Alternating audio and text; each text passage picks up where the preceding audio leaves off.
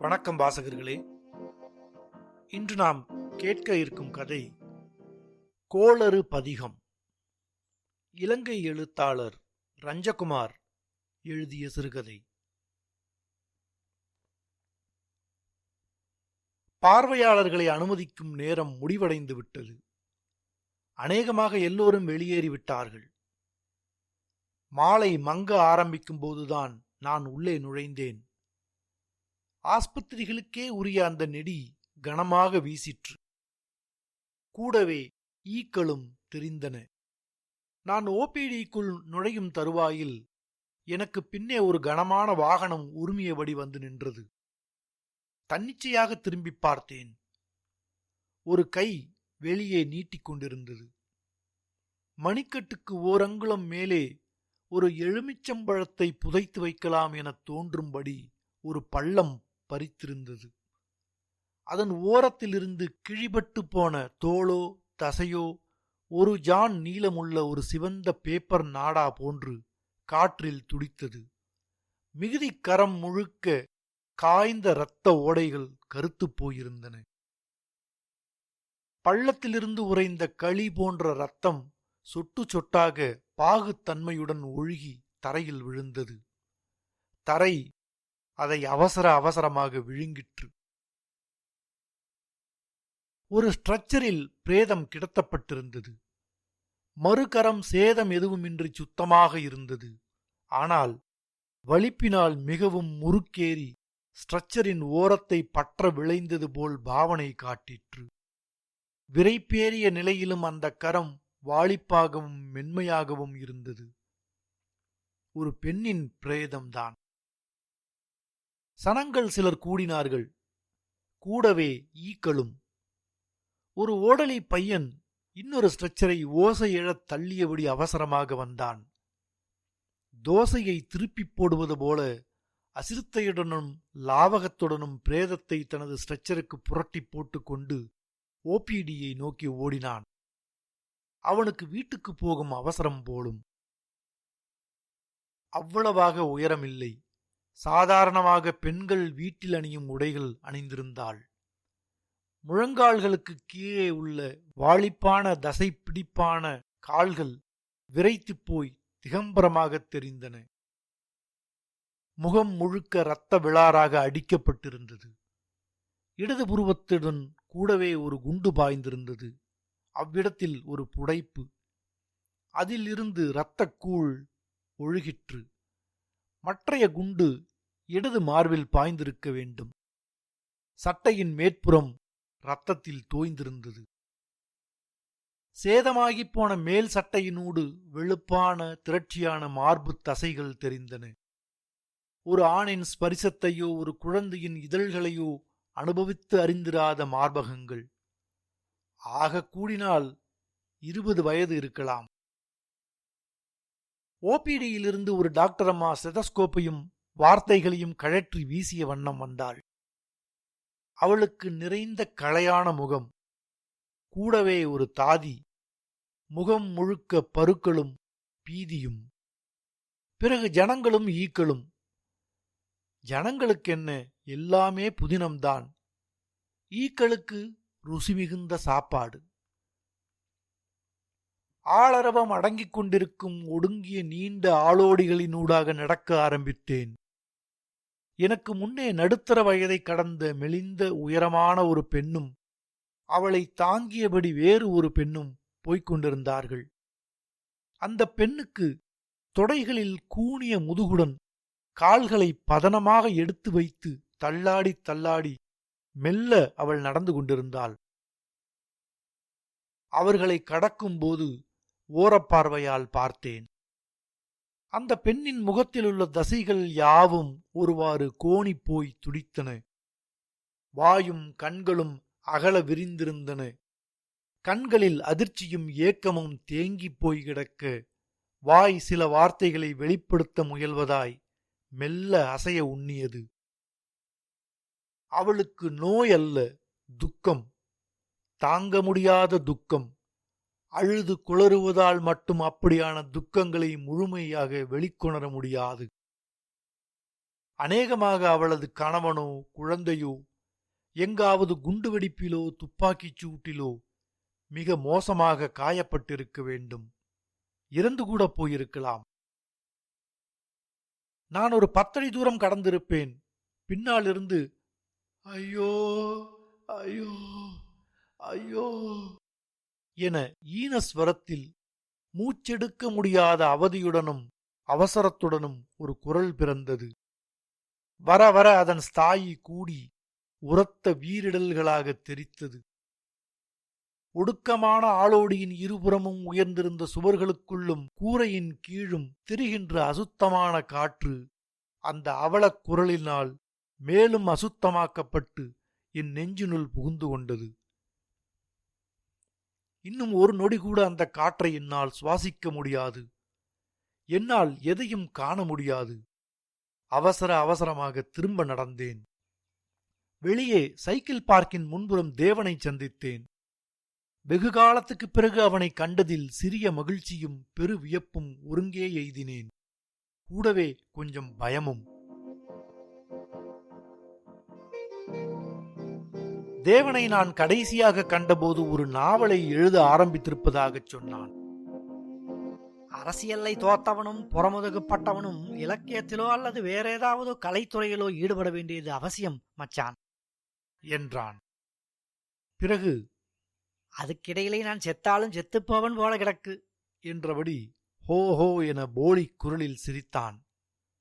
கூடவே மாட்டன் என சங்கல்பமும் செய்தான். அதன்பின் இன்றுதான் அவனை காண்கிறேன். முன்னரை விட கொஞ்சம் பருத்தும் உற்சாகமாகவும் இருந்தான். வழக்கம்போல இதழ்கள் சிவக்க வாய் நிறைய வெற்றிலையை குதப்பி துப்பிக் கொண்டிருந்தான். தேவனை நான் முதலாக கண்டபோது அவனது ஐயாவின் கைகளை பற்றிய வண்ணம் சுற்றும் முற்றும் பார்த்து கொண்டிருந்தான். அவன் ஸ்லேட் மிகவும் பழையதாகவும் அழுக்கேறி கீறல் விழுந்ததாகவும் இருந்தது. புத்தகம் கூட மேலுரையை உரித்துவிட்டு பக்கங்கள் எல்லாம் ஓரம் மடிந்தும் காணப்பட்டது. எனது ஸ்லேட்டும் புத்தகமும் புத்தம் புதியனவாய் மிளிர்ந்தன. புத்தகத்திலிருந்த புதிய காகிதத்தின் இனிய மணமும் ஸ்லேட்டிலிருந்து காய்ந்த மண்ணின் வாடையும் வீசின. தேவன் பள்ளிக்கூடத்துக்கு ஒழுங்காக வருவது கிடையாது. வரும் நாட்களிலும் அநேகமாக வாங்கின் மீது ஏறி நிற்பது கட்டாயமாகப்பட்டது. எல்லா பாட வேளைகளிலும் அநேகமாக அடி வாங்கினான். கணக்கு பாட வேளைகளில் அகோர அடி விழுந்தது. ஆனால் அவன் அழுவது கிடையாது. கல்லுளிமங்கன் போல முழித்துக் கொண்டே நிற்பான். அவன் மிகவும் சகிப்புத்தன்மை வாய்ந்தவன். எனினும் 8ஆம் வகுப்புக்குப் பிறகு அவன் பாடசாலைக்கு வரவில்லை. அதன்பின் அவனது ஐயாவுக்குப் பின்னால் அவனும் ஒரு பழைய பெரிய கேரியர் பூட்டிய சைக்கிளில் ஓலைப்பரியுடன் வளைகளை பொதிந்து ஏற்றியபடி முன்னால் சற்றே வளைந்தவனாய் சைக்கிளை உழக்கிக் கொண்டு வீச்சுக்குப் போக காண்பேன். அந்நாட்களில்தான் அவன் வெற்றிலை போட பழகியிருக்க வேண்டும். தேவனது வீட்டுக்கு ஒரே ஒரு தரம் போயிருக்கிறேன். அது எங்களது வீட்டிலிருந்து 3/4 மைல் தூரம் தள்ளியிருந்தது. ஒரே ஓலை கூரையின் கீழான ஒரு சிறு அறையும் சற்றே அகன்ற காற்றோட்டமான மாளும்தான் வீடு. அறையின் சுவர்கள் தென்னங்கீற்றுகளால் நெருக்கமாக அடைக்கப்பட்ட தட்டிகளினால் ஆனவை. மாளுக்குள் கிடந்த தீராந்திகளிலும் வேலிகளிலும் வளைகள் கிடந்து மீன் நாற்றத்தை ஈன்றன. பக்கத்திலே இன்னும் ஒரு சிறு கொட்டில். அது அடுக்களை. அதற்குள் நுழைவதெனில் ஆள் பாதியாக மடிய வேண்டும். எந்நேரமும் அதற்குள் புகை வண்டி சுழலும். எனக்கு ஒரு பழைய வலை அவசரமாக தேவைப்பட்டது. எங்களது தோட்டத்தில் நிறைய தக்காளிகள் இருந்தன. கிளிகளின் தொல்லை பொறுக்க முடியாமல் இருந்தது. வலை போட்டால் கிளி விழாது என அப்பு ஆலோசனை சொன்னார். ஆனாலும் ஒரே ஒரு கிளியாவது வலையில் விழ வேண்டும் என நான் உள்ளூர ஆசை வைத்திருந்தேன். தேவனிடம் வாங்கப் போகும் வலையில் ஒரு சிறு தொண்டொன்றை வெட்டி எடுத்து கிளிக்கூண்டு ஒன்றை செய்யும் உத்தேசமும் எனக்கு இருந்தது. அந்த வலையை கிளிகள் அறுக்க மாட்டா என அந்த 2 வயதிலும் பேதமையுடன் நான் நம்பினேன். மாலின் ஒரு மூலையில் ஒரு பழைய சன்லைட் பெட்டியும் அதற்குள் நிறைய புத்தகங்களும் கிடந்தன. அவையெல்லாம் தேவனின் புத்தகங்கள். பள்ளிக்கூடத்தில் மாடு போல் அடி வாங்கிய தேவனால் இவ்வளவு புத்தகங்களை படிக்க முடிகிறதா? பிற்காலங்களில் அவனை அடிக்கடி இலக்கிய கூட்டங்களில் காண நேர்ந்தது. நான் எண்ணியது போல தேவன் மக்கு அல்ல. அவனது புலன்களும் புத்தியும் வேறு திசைகளை நோக்கி திரும்பப்பட்டிருந்தன. இன்னும் கொஞ்சம் காலம் போனதும் அவனது சைக்கிளின் பெரிய காரியர் வைக்கப்பட்டது. அவனது ஐயாவுக்கும் அவனுக்கும் ஒத்துவரவில்லை. தேவனின் சைக்கிள் விரைந்து செல்லத்தக்கவாறு உருமாற்றப்பட்டது. அத்துடன் ஹேண்டிலில் ஒரு பெரிய துணிப்பை தொங்கிய வண்ணம் இருந்தது. அது சிறிய கனமான சில பொருட்களை சுமந்தது. ஒரு நாள் அவனது வீட்டின் பக்கமாக இருந்து பெரும் இடியோசை போன்ற சத்தத்துடன் கூடவே புதை மண்டலம் எழுந்தது. தீயில் கருகிய சருகுகள் வெகு உயரத்துக்கு கிளம்பி காற்றினால் அடித்து வரப்பட்டதையும் பலர் கூடி சத்தமிடுவதையும் கேட்டேன். அதற்கு பிறகு வெகு நாட்களாக தேவனை காணவில்லை. அவனது ஐயா அவனை கண்ட இடத்துல வெட்டுவன் என சொல்லித் திரிந்தார். அவர்களது சொற்ப சொத்துகளான வலைகளும் அந்த சிறிய கொட்டில் வீடும் துணிமணிகளும் தேவனது புத்தகங்களும் அந்த விபத்தில் நாசமாய்ப்போயின. அதன் பிறகு ஒப்பந்தம் முடிந்த கையோடே அவனை புத்தக கடை ஒன்றில் முன் கண்டேன். அப்போதுதான் அவன் நாவல் எழுதி கொண்டிருக்கும் விஷயத்தை சொன்னான். அன்று முழுக்க வெற்றிலை கூட போடவில்லை என்றும் சொன்னான். மிக மெலிந்து போயிருந்தான். என்னிடம் கொஞ்சம் காசு கடன் வாங்கினான். அதற்கு பிறகு இன்றுதான் காண்கிறேன். என்னுடன் தங்குவதற்கு தேவன் விரும்பினான். நான் குடியிருக்கும் வாடகை வீட்டில் பேய்களும் அத்துமீறி குடியேறிவிட்டதாகச் சொல்லுகிறார்கள். வீடு மிகப்பெரியது. புதிய ஃபேஷனில் அமைந்திருந்தது. மேல் மாடியில் நான் மட்டும், கீழே ஒரு இளம் தம்பதிகளும் அழகிய துடியான பெண் குழந்தையும். வீட்டின் முன்புறம் ஃபேஷனுக்கு சற்றும் பொருந்தாத வகையில் ஒரு நீற்று பூசணிக்காயில் குங்குமத்தினால் வரைந்த கோர முகம் தொங்கியது.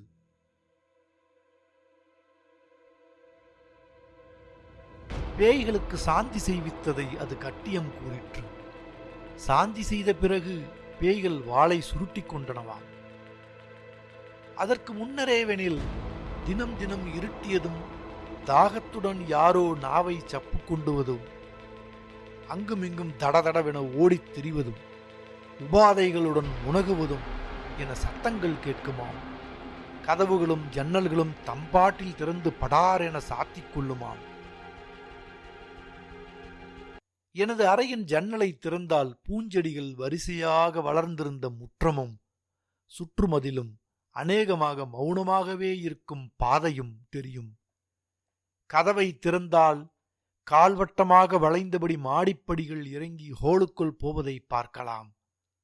அந்த கால்வட்ட விளிம்புடைய சுவரின் சரிபாதியில் ஒரு கண்ணாடி அலமாரி போல உள்வாங்கிய பீடம் இருந்தது. அதற்குள் செம்மஞ்சள் ஒளியில் குளிக்கின்ற கண்ணன் சிலை வேய்குழலை உதடுகளில் பொருத்தியபடி குறுஞ்சிரிப்பு சிரிக்கிறது.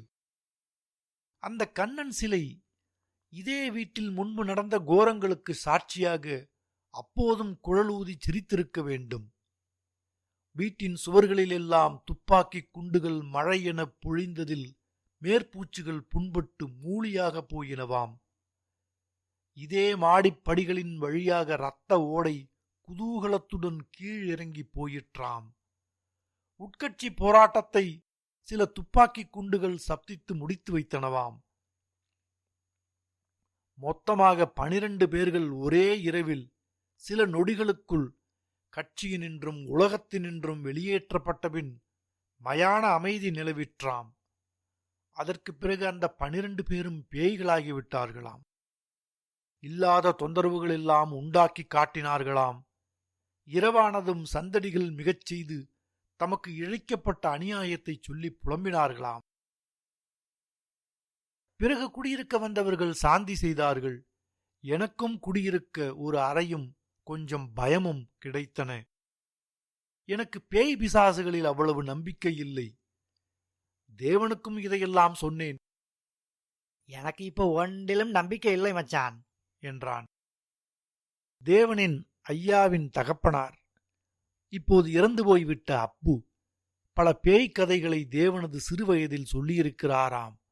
அடிக்கடி அவர் பல பேய்களை பேய் காட்டிவிட்டு வெறும் பரியுடனும் காய்ச்சலுடனும் வீட்டுக்கு திரும்பி வந்திருக்கிறாராம். ஒரு நாள் நல்ல நிலவு. அப்பு விடிகாலையில் வீச்சுக்கு போக ஆயத்தங்கள் பண்ணிவிட்டு படுக்க எண்ணினார். வெள்ளி காலிக்கும் போது கனகன் வந்து கூப்பிடுவதாக சொல்லியிருக்கிறான். அப்பு ஆச்சியிடம் அண்ணாந்து முகட்டு வலையை பார்த்தபடி படுத்திருக்கிறார். அன்றிரவு நாய்கள் மிகுதியாக குரைத்தன. ஆச்சி சுருட்டு பிடித்தபடி கால் உழைவு போக்க முணுமுணுத்தபடி தைலம் தடவுகிறாள். சுருட்டின் கார நிடியுடன் தைலத்தின் வாசனையும் சேர்ந்து அபூர்வமான கிறக்கும் வாசனை. அப்பு கிறங்கினார். எடேய் கந்தப்பு, வாடா என கண்டாயத்திலிருந்து கனகன் கூப்பிடுவது போல கேட்கிறது. அப்பு எழுந்து ஒரு மிடறு தண்ணீர் குடித்தார். வளைகளை தூக்கி தோளில் போட்ட வண்ணம் ஆச்சியை பார்த்தார். ஆச்சி நல்ல நித்திரை. தலைமாட்டில் குறை சுருட்டு கருகிப் போய் கிடக்கிறது. தீப்பெட்டியும் சுருட்டும் வெற்றிலை கொட்டப்பெட்டியும் திருநீற்றுச் சம்புடமும் வில்லு கத்தியும் எடுத்து மடியில் பொதிந்து கொண்டு அப்பு முற்றத்தில் இறங்கினார். நிலவு வெளிச்சத்தில் கண்டாயத்தடியில் யாரோ நிற்பது தெரிகிறது. டேய் கந்தப்பு, வெள்ளி காலிச்சு போட்டது, வாடா என கனகனின் குரல் கேட்கிறது. அப்பு மடியை தடவிய வண்ணம் அவனுடன் போய்க் கொண்டிருக்கிறார். நிலவு வெளிரி ஒளி இழக்கிறதோ அல்லது மேகங்கள் மூடி மறைக்கிறதோ? அப்பு வானை நிமிர்ந்து பார்த்தார். விடிவெள்ளி காலிக்க இன்னும் நிறைய நேரம் இருப்பதாகப்பட்டது. பக்கத்தில் வருபவன் சுண்ணாம்பு கேட்கிறான். சுண்ணாம்பு எடுத்து கொடுத்த போதுதான் அவனுக்கு கால்கள் இல்லாததை அப்பு கண்டார். விக்கித்து போனார். தேகம் ஜில்லிட்டு குளிர்ந்தது. எவ்விடத்தில் நிற்கிறோம் என அறிய சுற்றும் முற்றும் பார்த்தார். எதிரே தண்ணீர் மினுங்குகிறது. குளிர்காற்றை அள்ளி தெளிக்கிறது. மறுபடியும் பக்கத்தில் பார்த்தால் கூட வந்தவனை காணோம். கண்டப்பா, வீசுடா வீசு, நல்லா மீன்படும் என அசரீரி மட்டும் கேட்கிறது. அப்பு அவதியுடன் நீருக்குள் இறங்கினார். துளப்பென தண்ணீர் குழப்பத்துடன் ஒளியெழுப்ப மேலும் மிரண்டார். அறையில் கட்டிய 4 முழத்தையும் மடியில் பாரங்களையும் சேர்த்து தலையில் முண்டாசாக கட்டிக்கொண்டார். திருநீற்றை எடுத்து நெற்றியில் தரித்து கொண்டு பைரவா என உளமுருகி உறக்க கூவினார். கந்தப்பா கந்தப்பா என கரையிலிருந்து குரல் நைச்சியம் பண்ணி கூப்பிடுகிறது. அப்புவுக்கு தேவாரங்கள் நல்ல மனனம். கோளது பதிகத்தை வரிசைக்கிரமமாக பக்தி லயத்துடனும் பயத்தால் நடுங்கும் குரலுடனும் பாடத் தொடங்கினார். பாடுகிறார் பாடுகிறார். பயம் பறக்கிறது. விடிவெள்ளி மெல்ல உதயமாகிய அப்புவுக்கு தைரியம் சொல்லிற்று. தூரே ஊரிலிருந்து கோழிகள் கூவி அப்புவுக்கு சுருதி சேர்த்தன. அப்பு கோளறு பதிகத்தை திரும்ப திரும்ப பாடுகிறார். கிழக்கு வெளுக்கிறது. மேனி விரைக்கிறது. அப்பு தைரியமாக கரையில் ஏறினார். உடல் நடுங்குகிறது. நடுங்கியபடியே வீட்டில் வந்து விழுந்தவர்தான். ஒரே குலைப்பன் காய்ச்சல். அடே அட மோனே, இப்ப இந்த இன்ஜின் போட்டுகள் கடலுக்குள் ஓடடா ஓடென்று ஓட பேயும் இல்லை பிசாசும் இல்லை, நம்மோடத்தவனுக்கு மீனும் இல்லை என்று தேவனின் அப்புவின் கதை முடியுமாம்.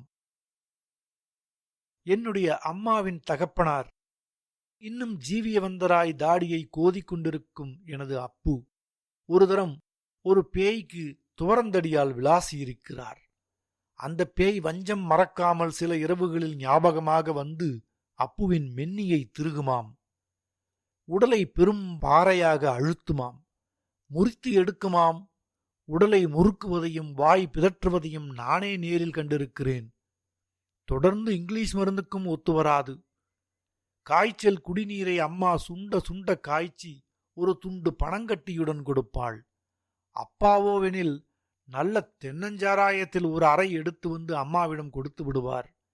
கிழவனார் ஆசையால் கண்கள் மின்ன சாராய கிளாஸை பதபக்குவமாக பற்றுவார். போடாங்காலை இழிய விடுவா வாய் பார்க்காமல் என என்னை விரட்டுவார். பிறகு தொண்டையை செருமுவதும் நாவை சப்பு கொட்டுவதும் கேட்கும். சற்று நேரத்தில் இங்கே வாடாமேனே என கிழவனார் ஆசையாய் கூப்பிடுவார். அவரது முகத்திலிருந்தும் தாடியிலிருந்தும் சாராய நெடியடிக்கும். ஒளியிழந்த கண்கள் சிமிட்டும். பல்லிழந்த பொக்கை வாய் இழிக்கும். துவரந்தடியால் பேய்க்கு விளாசிய கதை 100வது தடைக்கு மேல் எனக்கு விஸ்தாரமாகச் சொல்லப்படும். கேட்க கேட்க அழுக்காத கதை. அப்பு கதை சொல்லும் பாணியே அலாதி. அடிக்கடி நான் கொட்டி எனது ஆர்வத்தை காட்டி அவரது வீரத்தையும் மெச்ச வேண்டியது அவசியம். அப்பு கல்வீட்டினுள் படுப்பது கிடையாது. வேப்ப மரத்தின் குளிர் நிழலின் கீழ் கிழவனார் தனக்காக ஒரு கொட்டில் போட்டு வைத்திருக்கிறார். தீராந்திகளில் கலப்பையும் பிக்கானும் நுக்காளும் 4-5 துவரந்தடிகளும் இரும்பு பூன் இட்ட கரிய 7 முள்ளு கொட்டனும் சொருகப்பட்டிருக்கும். பாம்புகள் மாதிரி மாடுகளின் கழுத்துச் சங்கிலிகள் வளைந்தபடி தொங்கும். ஒரு பழைய உறுதியான நார்பெட்டிக்குள் லாடங்கள், மாட்டின் கழுத்துச் சதங்கைகள், இன்னும் பல கிழவனாரின் அரிய பொக்கிஷங்கள் எல்லாம் உண்டு. அவையெல்லாம் அவருக்கு மிக இனியவை. அவரது வாலிபத்தின் நினைவுகளை தூண்டுவனவல்லவா? அவை எவ்வளவு கதைகளை அறிந்திருக்கும். எவ்வளவு பேய்களுடன் அப்புவுடன் தோளோடு தோள் நின்று போராடியிருக்கும். அப்பா, நான் நல்ல வடக்கன் மாடுகள் ஒன்றினை வச்சிருந்த நான். என்னை விட உயரம், வெள்ளை நிறம். ஒரு நாளைக்கு ஒரு கடகம் பருத்திக்கோட்டையும் புண்ணாக்கும் வேணும் என்று கதை தொடங்கும். எனக்கு நல்ல ஞாபகம் இருக்கிறது. எங்களது வீட்டுக்கு அப்போது மதில் கட்டப்படவில்லை. அலம்பரும் பனையோலையும் கொண்டு மிக நெருக்கமாகவும் கலா நேர்த்தியுடனும் அடைக்கப்பட்ட அழகிய வேலிதான் இருந்தது. அந்த காலத்தில் எங்கள் ஊரில் தோட்ட வேலையும் வயல் வேலையும் குறைந்த வெயில் மிகுந்த ஆனி ஆடி மாதங்களில் எல்லோரும் கூட்டாகச் சேர்ந்து அலம்பல் காட்டுக்கு வண்டி பூட்டிப் போவார்கள். போக முதல் பைரவர் கோயிலில் மடை பரப்புவார்கள். ஒரு கிழமையோ 10 நாட்களோ பயணம். பானை சட்டிகள், அரிசி, நல்லெண்ணெய், பருப்பு, கருவாட்டுடன் போவார்களாம். ஒரு தடவை மற்றவர்களை விட நல்ல அலம்பர் வெட்ட வேண்டும் என்ற அவாவில் அப்பு காட்டுக்குள் வெகு தூரம் போய்விட்டார். அப்புவுக்கு அப்போ நல்ல வாலிபம். மல்லன் போல உடல் கட்டு. கல்யாணமாகி எனது அம்மா பிறந்து அப்போதுதான் தவழ்கிறாளாம். அப்புவின் வாழ்க்கையில் உல்லாசம் வீசுகின்ற காலம். நல்ல பாரமாக அலம்பர் வெட்டிவிட்டார். மற்றவர்களுக்கெல்லாம் பொறாமை. அப்புவையும் அவரது பிரசித்தி பெற்ற வடக்கன்களையும் விட்டுவிட்டு அவர்கள் முன்னே வண்டிகளை ஓட்டிச் சென்று விட்டார்கள். அப்பு 2-3 கட்டை பின்தங்கிவிட்டார். அக்காலங்களில் அப்புவுக்கு பயமே கிடையாது. வாலிபம் அல்லவா? நிலவு பகல் போல காய்கிறது. அப்போ தார் ரோட்டுகள் கிடையாது. குண்டும் குழியும் புழுதியும் நிறைந்த மக்கி ரோட்டுகளும் வண்டிப்பாதைகளும் தான். வண்டி நிறைந்த பாரம்.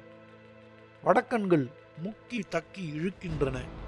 வண்டி அப்படியும் இப்படியுமாக லேசாக தாளாட்டுகிறது. பாதையின் இருபுறமும் தாழம் புதர்கள் மலர்ந்திருந்ததால் கம் என்ற வாசனை. கண்டல் மரங்கள் நீருக்குள் முக்குளித்து நிமிர்ந்தன. நீரில் கண்டல் சாயம் ஊறி தேயிலை சாயம் மனோரம்யமான சிவந்த நிறம் காட்டுகிறது. காற்று வேறு மெல்ல வீசிற்று. தனிமை தந்த சலிப்பும் ஏக்கமும் வாட்டுகிறது. அப்புவுக்கு பாட்டு வந்தது. பாடத் தொடங்கினார். வயல்வெளிகளும் சிறு பற்றைகளும் மாறி மாறி வருகின்றன.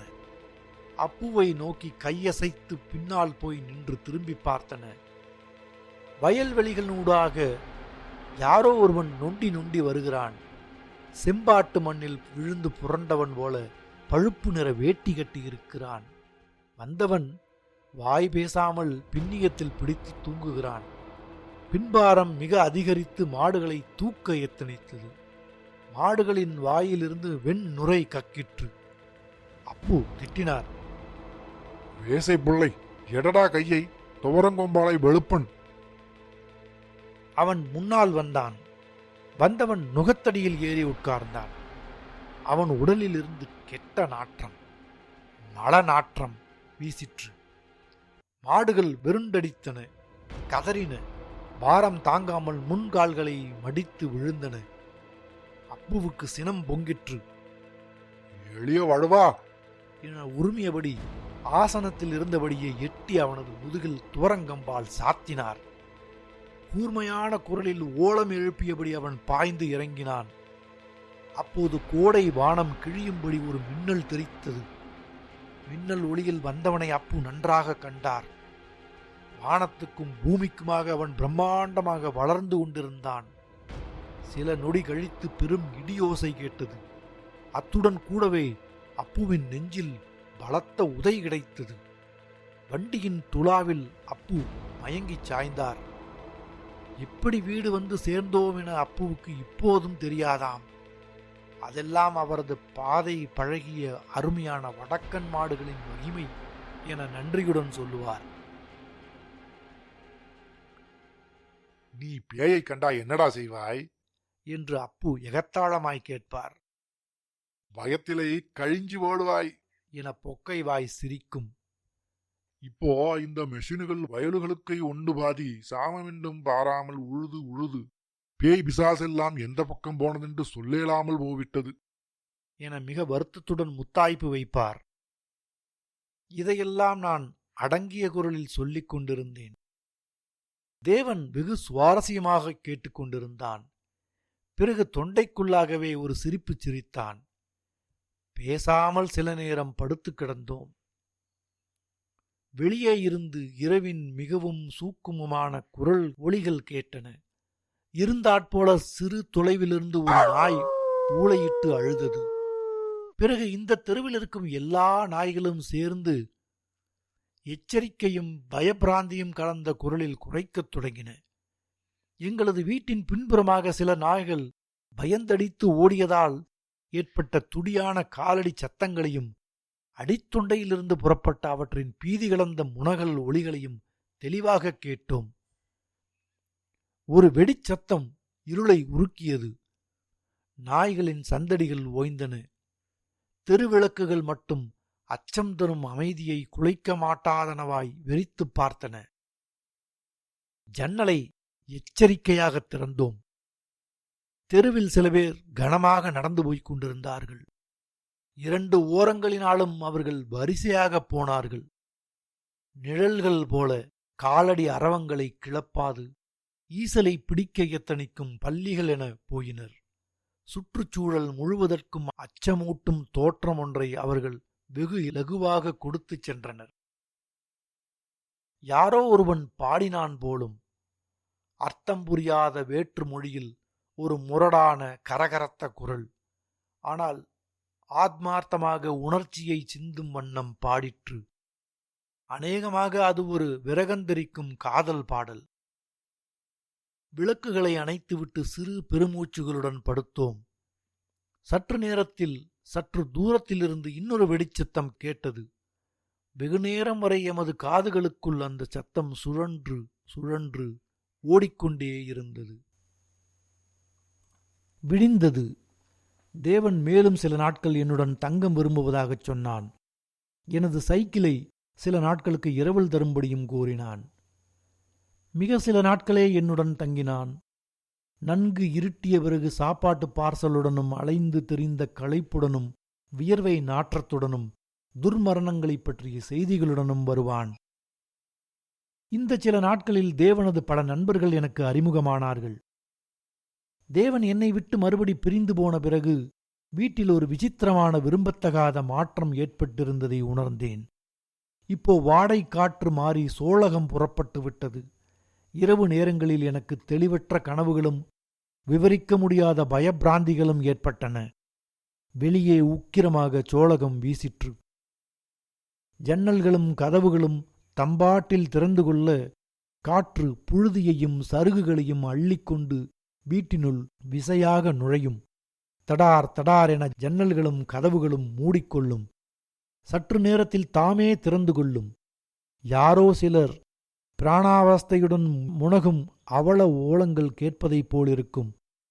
மிக நெருங்கும் அபாயத்திலிருந்து தப்பித்துக் கொள்ளும் அவதியுடன் மூத்திரம் முட்ட சில பேர் வீட்டினுள் தாறுமாறுமாக தடுமாறி ஓடிக்கொண்டிருப்பதெனவும் அரவங்கள் எழுந்தன. சில வேளைகளில் சொட்டு சொட்டாக நீர் விரைந்து சிந்துவதைப் போல, ஆனால் மிகவும் பெருத்த உரப்புடன் குளியலறையிலிருந்து சத்தங்கள் வரும். எனது உடல் வியர்க்கும், இதயம் துடிக்கும், வேக வேகமாக மூச்சு வரும். எழுந்து போகவோ மறுபுறம் திரும்பிப் பார்க்கவோ இயலாதவனாய் போர்வையால் முகத்தை மூடியபடி படுத்து கிடப்பேன். ஒரு தரம் ஒரு கனவு கண்டேன். தேவனை யாரோ சிலர் கூட்டிக் கொண்டு போவது போல தெளிவற்ற காட்சி. அது மார்கழி மாதமாக இருக்க வேண்டும். ஒரே பனிப்புகார். தேவன் மறுபடியும் மெலிந்திருக்கிறான். அவனது மேலில் சேற்றில்லை. வளையை தோள்கள் மீது போட்டிருக்கிறான். கிழிந்து போன பழைய சாரன் உடுத்தியிருக்கிறான். அவனுக்கு கால்கள் இல்லை. அந்தரத்தில் தொங்குகிறான். ஒரு நிறைந்த நீர்நிலை பக்கமாக அவர்கள் போகையில் தேவன் நீருக்குள் இறங்க ஆரம்பித்தான். அவர்கள், அடே தம்பி வாடா என நைச்சியம் பண்ணும் குரலில் கூவி அழைத்தனர். அவன் மேலும் நீருக்குள் இறங்குகிறான். சாரனை கழற்றி தலையில் முண்டாசாக கட்டிக்கொள்கிறான். திருநீறு பூசிக்கொள்கிறான். ஏதோ முணுமுணுக்கிறான். அவர்கள் கைகளை வீசி வீசி அவனை பயமுறுத்த எத்தனிக்கின்றனர். மலநாற்றம் வீசுகின்றது. மலநாற்றமா அல்லது பிணம் கருகும் நெடியா? அது மார்கழி மாதப் பனியா அல்லது ஊர்களெல்லாம் சுட்டெரிக்கப்படும் புகையா? எனக்கு மூச்சு முட்டுகிறது. ஒன்றுமே தெளிவாக தெரியமாட்டேன் என்கிறது. மிக பிரயாசைப்பட்டு கண் விழித்தேன். உடல் உயர்த்திருந்தது. மிக தாகமாக இருந்தது. நீர்க்குவளை இருந்த பக்கம் கைகளை துளாவி அதை இருட்டில் நிலத்தில் உருட்டி உடைத்தேன். அடுத்த நாள் காலையில் தேவனின் நண்பன் ஒருவன் என்னை தேடி வந்தான். தேவனை கண்டாயா என வினாவினான். மேலும் சில நாட்கள் கழித்து இன்னொருவன் வந்தான். 2 நாள் கழித்து 2 பேர் வந்து தேவனை விசாரித்தார்கள். அதற்குப் பிறகு நான் தேவனை காணவே இல்லை. அத்துடன் நான் வீடு மாறிவிட்டேன். பேய்கள் பற்றி நான் மிகவும் அஞ்சுகிறேன். இரவுகளில் நிம்மதியின்றி தூக்கத்துக்குப் போகிறேன். நடு இரவில் விழித்தெழுந்து தேவனை நினைவுபடுத்த முயற்சித்தவாறு நெடுநேரம் புகைப்பிடிக்கிறேன்.